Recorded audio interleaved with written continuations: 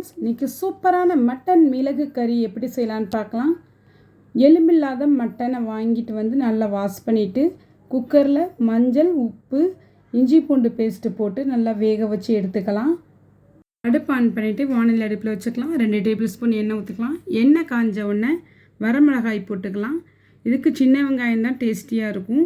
சின்ன வெங்காயம் 100 கிராம் போட்டு அதையும் நல்லா வதக்கி விட்டுக்கலாம். சின்ன வெங்காயம் வரமிளகாயும் நல்லா வதங்கிருச்சு.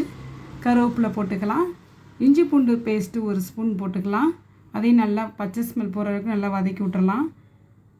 1 ஸ்பூன் மிளகு ஜீரகத்தூள் போட்டு வேக வச்ச மட்டன், 1/4 ஸ்பூன் உப்பு போட்டு நல்லா வதக்கி விட்டுக்கலாம்.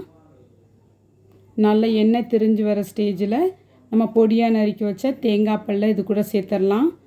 தேங்காய் பல் சேர்த்து நல்லா வதக்கிக்கலாம். அப்போ அடுப்பு ஆஃப் பண்ணிடலாம்.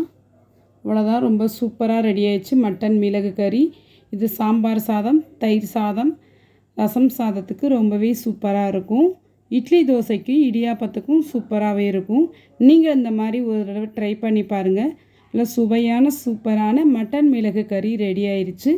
இந்த ரெசிபி பிடிச்சிருந்தால் லைக் பண்ணுங்கள், ஷேர் பண்ணுங்கள், சப்ஸ்கிரைப் பண்ணுங்கள். தேங்க்ஸ் ஃபார் வாட்சிங்.